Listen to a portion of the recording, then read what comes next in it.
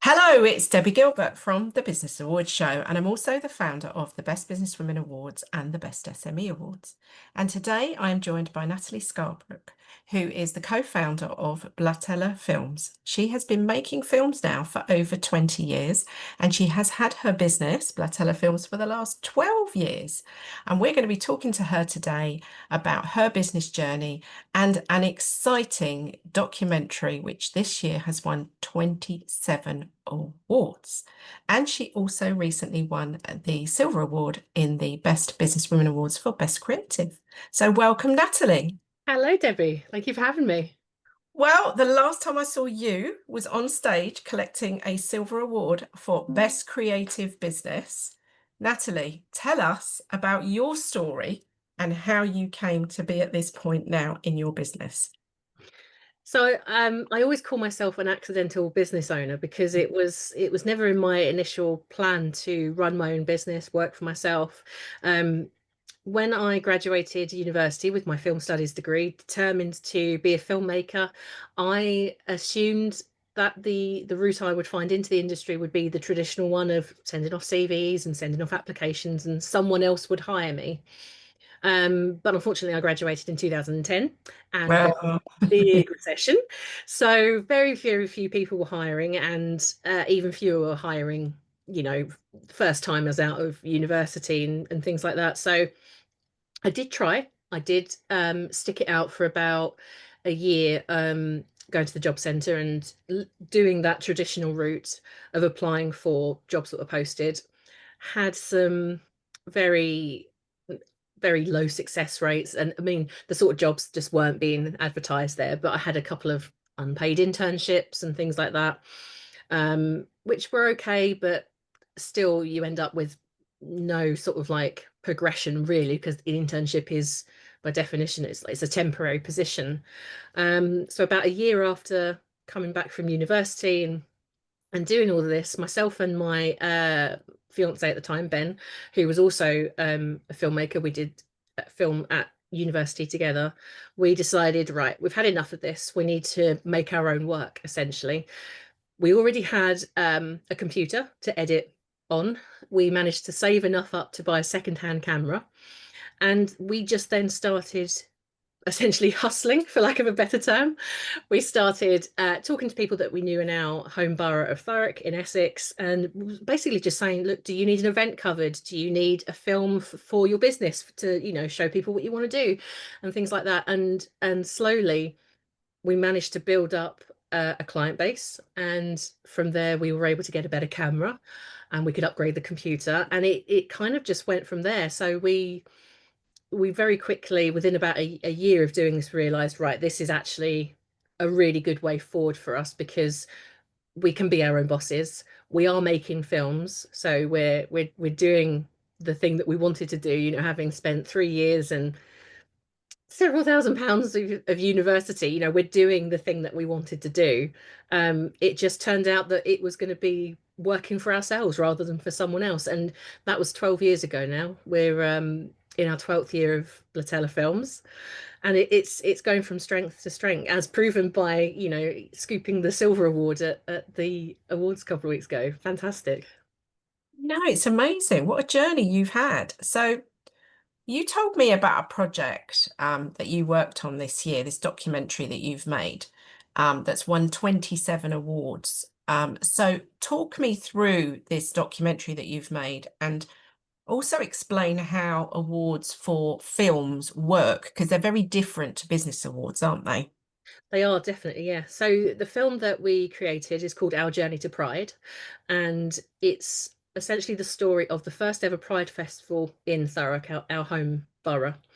It had never had a Pride Festival before, and as far as the LGBT community network for Thurrock was aware, nothing has really ever happened before they started holding events. And they were holding monthly socials and lots of different events. But really, for anyone in the LGBT community in Thurrock to have a Pride experience, a Pride festival experience, they would have to leave. They'd have to go to London, or they'd have to go to Basildon, Southend, maybe Essex Pride in Chelmsford. There was nothing in their hometown where they could experience that level of acceptance and and safety for that, that wonderful day where everyone comes together. And so when we heard that the LGBT community network was going to be putting on the first ever Pride Festival, we were really interested in capturing that process. We'd already been sponsoring Southend Pride, which is where we live now, for I think about 6 or 7 years at the time. So we were already well aware of the types of different Pride festivals there are and things like that. And thankfully, they said, yes, we'd love you to make a documentary, which is brilliant. So we followed them for about 6 months in the run up to the Pride Festival, which was in June 2024. Yes, get my years right. Um, and it was a really interesting process because we were following all of like the planning, listening to the ideas that were coming out, and we could envision the event that was going to happen. But of course, there was the anticipation of, how is the event going to go? How is it going to be received in the community? And thankfully, on the day, it was an incredible day. The parade and the march up the high street was really well received. There were people stopping and clapping. The marchers, which was fantastic. The Pride Festival itself was held at the Thameside Theatre Complex, and so they had 3 floors of all different kinds of things, cabaret acts and quizzes, and they had information stalls, and it was a really fantastic day overall. And so we created the film out of this process, and got obviously some interviews afterwards so that people could reflect back on that. And we had a screening for the committee, and we soon realised that actually what we had here was a really important message in a film. And with their consent and permission and enthusiasm and encouragement, we started sending it off to film festivals. And when you send a film off to film festivals, many of them don't allow you to have that film online. Some do, but the vast majority of them will disqualify if your film's online. And that's for the simple fact is most of the film festivals are in person, and they want people to come to their festivals. And obviously, if a film is available for free online, then there's less chance of those audiences coming, which is totally understandable. So we started sending the film off almost immediately once it had been premiered. And I think we've sent it off to goodness, countless film festivals across the world, all different continents. And yes, to date, we've won 27 awards and a couple of distinctions as well, honorable mentions. And it's been screened in all manner of places. We've had it screened in America, Canada, India, Dubai, Serbia. We've had Scandinavia. It's obviously been screened several times in the UK as well, which is fantastic. And it's really heartwarming to constantly get sort of like the email saying your film has been selected or your film has won an award, because it's proof that not only have we made a good film, which is very nice to hear, but it's also proof that that message is important and it's getting out there and it's being heard and it's making an impact, which is ultimately what we wanted when we were making the film. Yeah, so was the kind of purpose, obviously initially to highlight the journey of this festival in Thurrock, but once you realised and you've shown the film to the people involved, do you think now that the message is about setting up these festivals in other parts of the world and showcasing the journey that you all went through, was that your kind of mission with it? Definitely, it definitely evolved into that. As you quite rightly said, initially the mission was just to document, really, for sort of the history of the borough, so that people could look back at the very first one and then hopefully in 10, 20, 50 years time see what progress has been made. But yes, I definitely feel, and we've been told as well from certain festivals that the film has really impacted them, and it's either reminded them of their hometown's first ever pride, or it's reinforced the importance of having pride festivals wherever you are, because you should be able to celebrate yourself in your hometown, in your home area. And I think that really comes across in the film from the interviews that we captured with the committee, that the importance of that acceptance where you live, where you are, it's universal. Yeah. And what you've also created, I think, is like you touched on that, is a legacy. So this film might be played in 50 years' time, you know, and Yeah, the evolving process of these festivals and how time moves on. So, when you watch the old Pathé newsreels that were done in like the 1930s and 40s, you will be that sort of film potentially showed in 50 to 100 years' absolutely. time, which is I mean amazing. that, yeah, that is the hope. We've given a copy to the Thurrock Museum, so they have a copy that's Mm. hopefully safe for the ages. But it's also inspired us as filmmakers. This was the first real big passion project that we had undertaken since starting the company, because obviously so much of your time when you're running a company and building it up goes on building the business and making money to put food on the table. But this has really ignited in both Ben and myself a real passion for sort of filmmaking for ourselves. And so we're working on our next documentary, which I will be directing. So Ben directed Our Journey to Pride. I'm the producer and editor. And now the next film that we're going to be making is mine, and it's called Witchcraft and the Stilettos, redefining the Essex girl narrative. And it's all about exploring the Essex girl stereotype, because I'm an Essex girl. Born and bred in Essex, lived here my whole life apart from a couple of years at university. And it's really interesting so far how far that stereotype like really affects women and girls. So we're going to explore everything from Towie to the original 80s Essex girl with her stilettos and her perm, all the way back to the witch trials in the 1600s. So yeah, Our Journey to Pride is really, it's I think it's highlighting a really important message. It's it's shining a light on the committee work that they're doing in Thurrock, but it's also given us a new sort of like spark of motivation for the business as well, but also to continue making our own projects.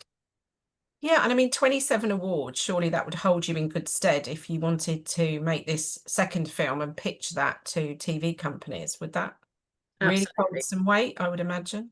It definitely does, and it also does with other film festivals, because it shows that other film festivals have seen quality in your work, and so you're more likely to get selected for other film festivals. So it definitely, I suppose, it's like winning business awards. It shows to other people that you have a real credibility. You're an authority on whatever it is that you are Mm. in business for, and film festivals definitely they work for us on those more personal projects that we're sending out to film festivals, but I think they also reflect well on us as a business, because we're using all the skills that we have honed over the last 12 years making corporate films. We've put that into a project that, okay, Blatella is that's the banner for it, but it is a half professional, half passion project. So those skills are really sort of being put to good use, and in different ways that we might not get to do for some corporate clients, but they can see the work that we're doing there. And Yeah. I think it kind of feeds back that inspiration that they think, oh, actually, maybe we could do something, a bit more exciting, a bit different. We don't have to be scared. We can, take, we can borrow things from cinema, from documentary, and put them in the corporate world, and it will really work. Yeah, sounds great. So what kind of made you venture into entering business awards? Because they're very different to film festivals. What was your sort of thought process behind that?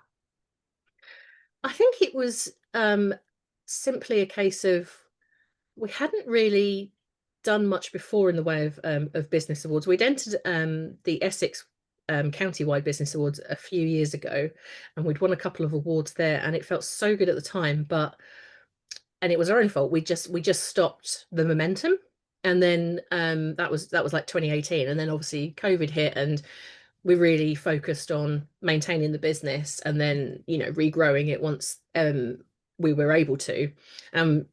Thankfully, very luckily, we came out of COVID relatively unscathed, which was fantastic. And it felt like the right time with the film Our Journey to Pride going around film festivals. It felt like the right time, again, that we had the confidence from that to enter business awards, because obviously they are slightly different, but there are a lot of similarities as well.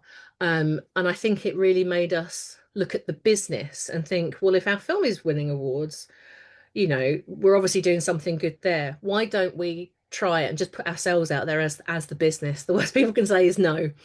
The best is, we get an award. And so it's really been just sort of realizing that we are worth entering, because people will see the worth in our business. And it's really been fantastic. Just coming home with the trophy, which sits on my desk.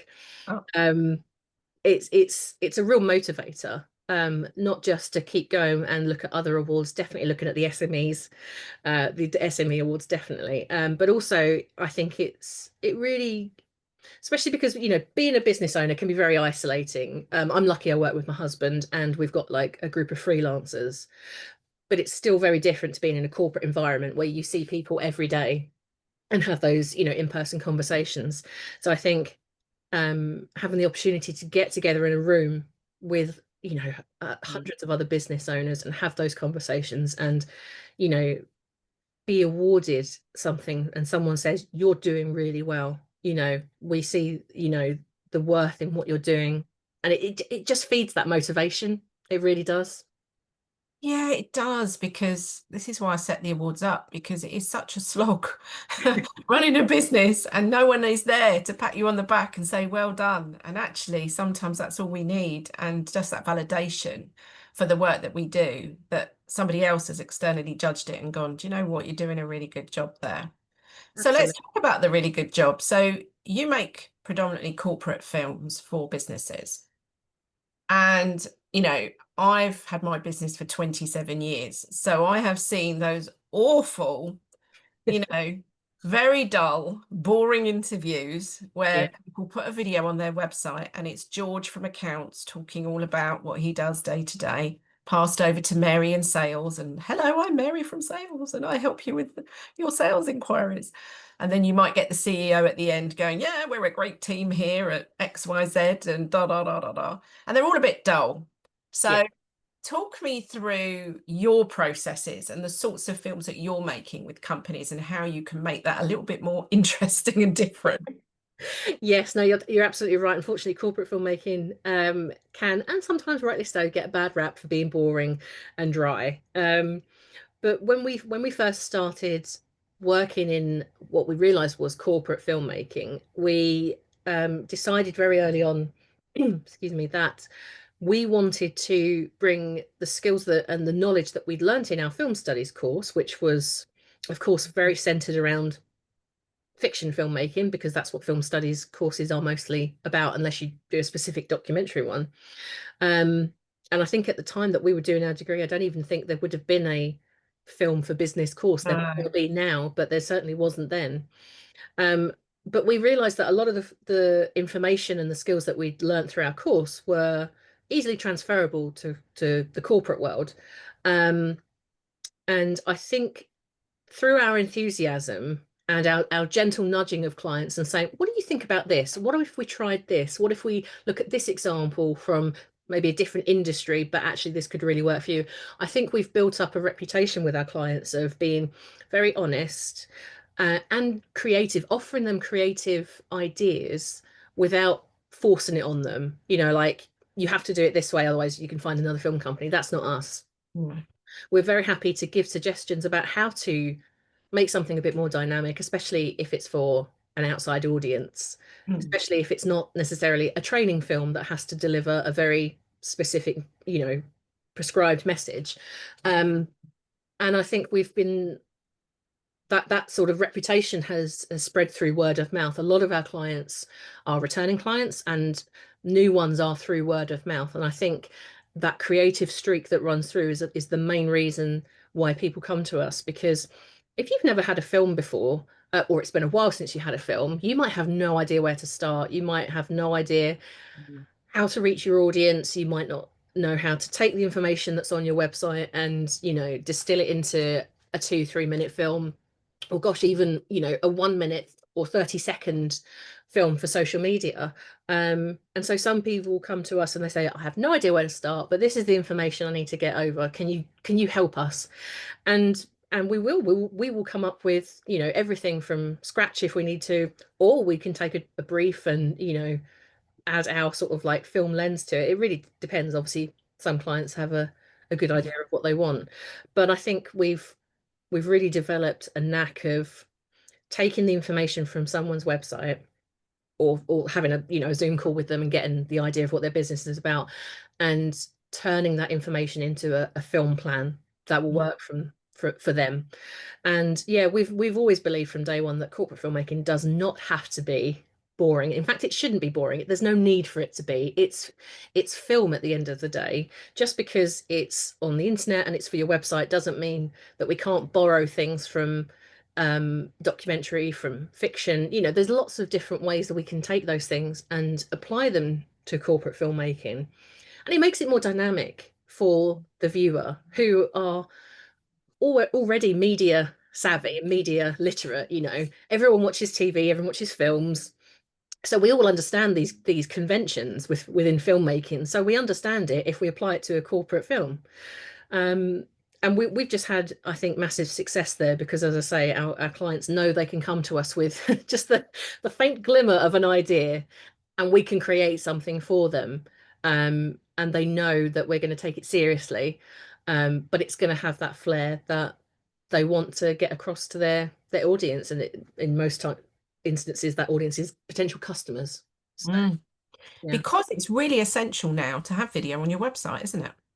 Absolutely. I mean, on our website, we have the phrase "film is fundamental, I saw. video is vital," and that's absolutely true nowadays, because social media and even just search engine algorithms absolutely love video, because audiences love it. People want passive information. They want to have someone show them to how to do something, or explore, you know, a business, or whatever it might be. And so I think it would be very hard nowadays to be a business without any film content. And then that's not saying that you have to get a film company in for every little thing that you want to film. There's absolutely, um, you know, room for just authentic, on the fly, get your phone out, film stuff, you know, make it really raw and, you know, sort of vloggy style. Absolutely still do that. But yeah, there's definitely an appetite from pretty much anyone who's out there looking for a service, or, you know, looking to buy something from someone. They want film content, because even if you go on to like Amazon and you want to buy something, generally there's a little film of someone using it, or it's rotating or something like that, so you get a really good idea of what the product is. And that applies, that, you know, that scales up to, you know, huge businesses as well. At the end of the day, audiences want to have the ice broken before the ice is even broken. You know, you can introduce people to your company and the atmosphere that you give off and the vibes you give off, um, essentially without even having to make that first contact. And that will help people make first contact, because they will see, I get this company, they're going to get me. Exactly. So a good film is an investment, really, like a website. It's another part of your business sort of attributes that you should have. And it is an investment, isn't it? And you can repurpose that film into smaller clips and do other things with it too, can't you, on social media? Absolutely, yeah. We're doing that as standard nowadays with most of our clients. So if someone comes to us for a 3-minute explainer film on their website, we will say to them, "Oh, while we're in the editing suite, we'll cut out 3 20-second clips that you can put on your social media." Mm. Because again, it's a really useful way of um, accessing the audiences that are out there. And we like to give value for money, essentially, because we know that's going to obviously help people come back to us. That's going to help our business maintain its stability. Um, and it also gives us a chance to experiment sometimes with new techniques. You know, we can say to a client, "How about we try this? You know, Yeah. we see if this works," and, you know, we go from there. And so do you kind of find that you're doing the majority of one-off projects with clients, or that they're calling you back every few months to do another set of new films, or is it a bit of a mix of both? It's a bit of a mix, actually. So we have a couple of clients who we are doing work for every other week, every couple of weeks, and it's because they need a constant stream of messaging for both internal and external. One of our most regular clients at the moment is C2C, the train line that runs across the bottom of South Essex, and they've obviously just gone nationalized. So they have a lot of messaging they need to get out to a lot of staff and a lot of passengers. And one of the easiest ways to do that is film clips for their social media, for their intranet, things like that.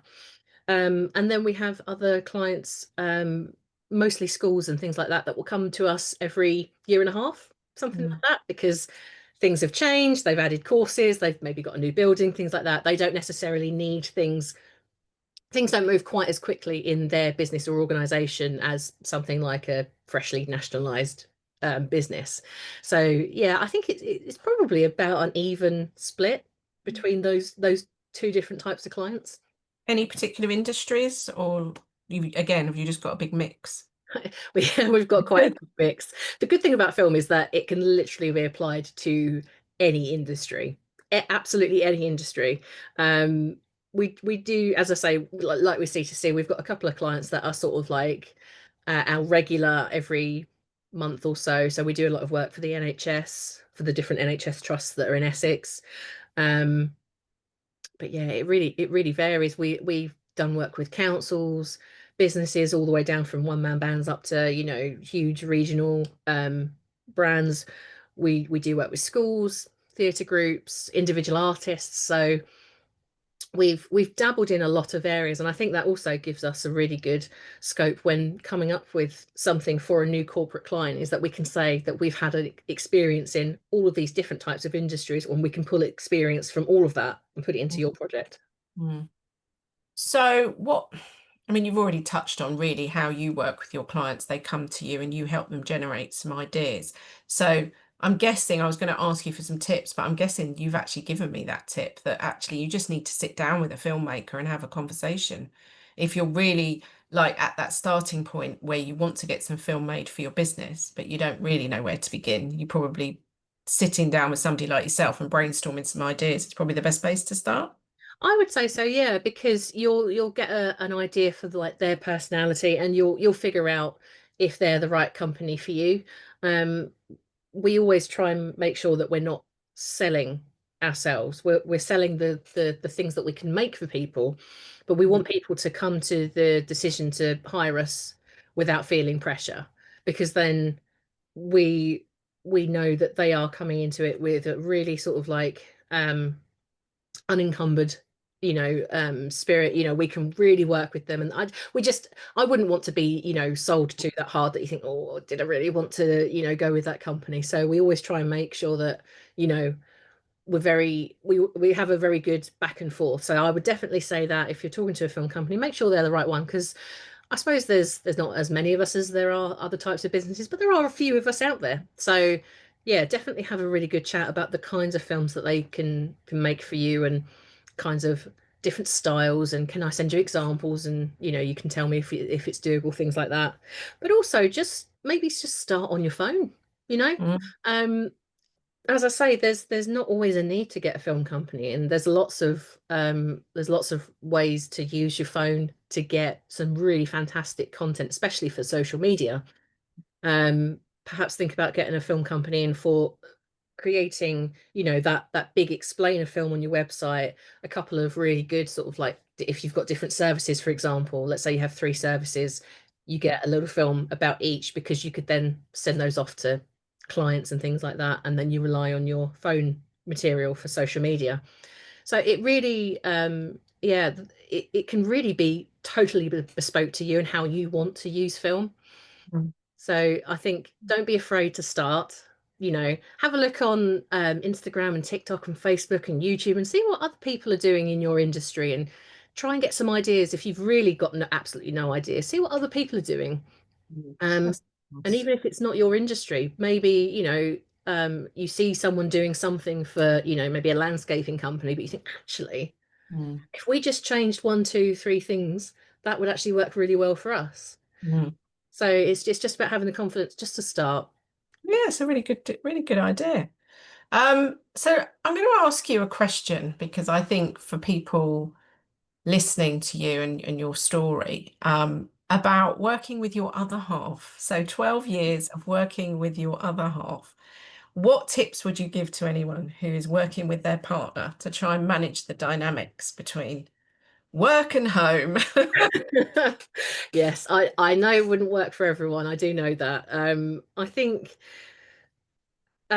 we have a policy of being honest. Mm, So if I do an edit that's not quite working, he tells me, "Oh, I think you need to change that."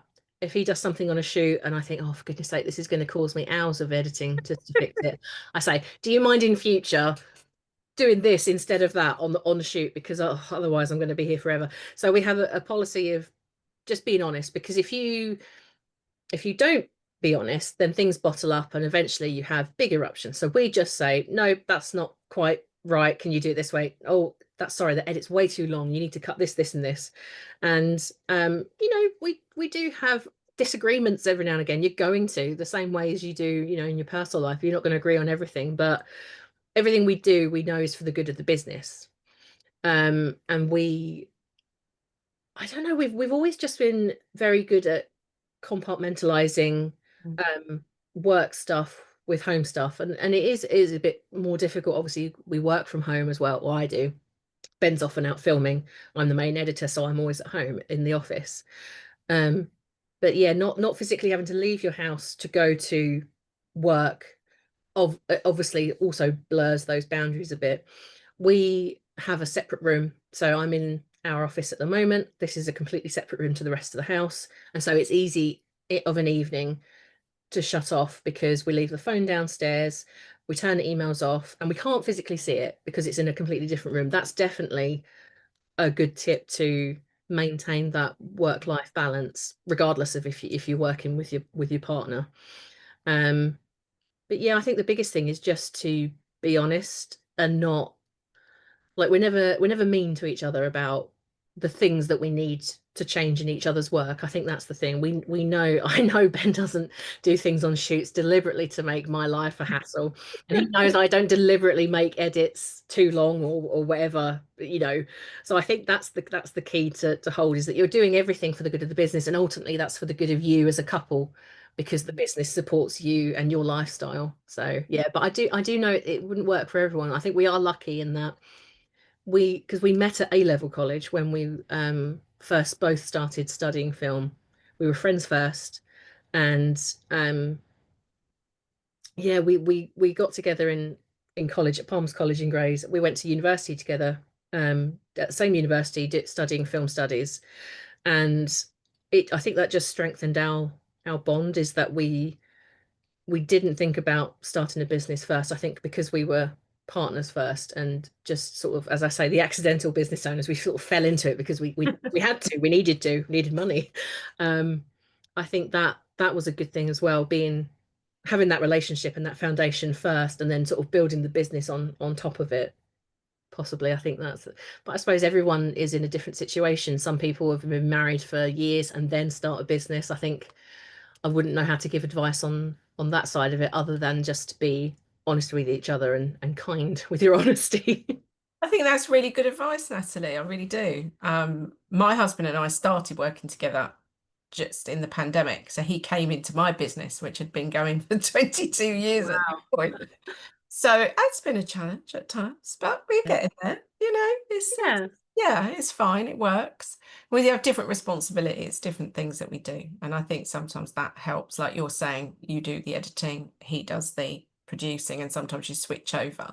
Hmm. But I think that helps if you've got your hat on different projects rather than blending into the same thing, because we're all going to have different views, different experiences, different things, aren't we? Yeah, absolutely. So let's finish by what's the next 12 months, 2 years for Blatella Films? What does that look like? So you're working on your documentary. What else are you up Yeah. to? So we're working on our next documentary. Very excited about that. In terms of where the business is going, we are looking to continue strengthening our ties with our freelancers because there's obviously myself and Ben in the business, and then we've got 6 freelancers that we bring in for different jobs. They've all got different experiences and different kit and different speciality or niches. Um, and because they're all freelancers, we have team bonding days every now and again because we're in a position to bring everyone together. Um, and it's a chance for everyone to be in the same room without having a camera in their hands, so that we can get a real opportunity to bond as co-workers, you know, because generally it's only two out at a time on a shoot. And obviously I'm in the office, so I never go out and see people unless they're dropping SD cards off for me. So having everyone together, we've done it a couple of times this year and it's been fantastic. So we're definitely going to continue doing that over the next 2 years, definitely. So we're going to have more in-person get-togethers where we can bond. And we're also going to try and grow the business to what I call the next level. So we're VAT registered now, which is fantastic. That was a milestone that we were sort of hovering around for quite a while, and now we've broken the threshold, which was a bit scary at first, but it's fine now. We understand what we're doing. I don't want to plateau there.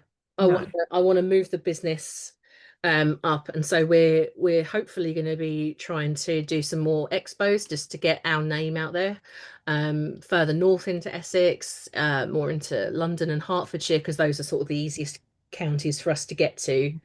And so yeah, just trying to capture a couple more regular clients, because I think that really makes a difference when you're a small business, is having those regular clients that every 6 months so and so is going to come back to you because they're going to need an updated video on this. And someone like C2C or the NHS, where things are constantly changing and they constantly need to get that messaging out there. So I think if we can get a couple more of those types of businesses, I think that will really help level us up that next sort of stability step. Yeah. We'd become a bigger business, would be able to have more freelancers, which would be fantastic, but we'd also be able to invest a bit more in kit, and that would give us more flexibility. We could do bigger jobs, different types of jobs, things like that, and I think that will really open us up to a fresh new chapter, definitely. Wow, sounds very exciting.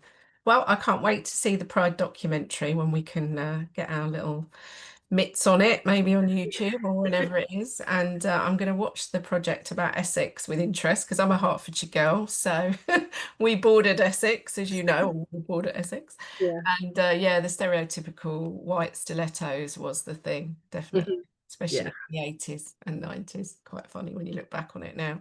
And I don't think Towie's done you any favours with those No, not stereotypes. many. It changed. It updated the Essex girl Yeah, stereotype. it It did. it updated. I don't know whether it made it better or worse, but it Well, certainly. then it became pumped up lips and brows and false eyelashes, didn't it? It kind of, Yeah, you the know. white stilettos have sort of fallen into the background a bit. But yeah, she's still coiffed and Mm, well put together as the Essex girl. yeah, but they still are. So maybe, I don't know. It's just one of those things, isn't it? It flies the flag for Essex. And, everybody I've ever met from Essex has been lovely. So there you go. Yeah, we're a brilliant county.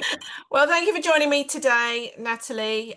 If you've been listening to today's episode, we are going to put Natalie's details into the show notes where you can contact her if you have any projects that you would like to come to life with film, or would like any advice about putting your business out there and getting some film made. So thank you for joining me today, Natalie. It's been lovely to talk to you, and I'm sure we'll see you at more awards very, very soon.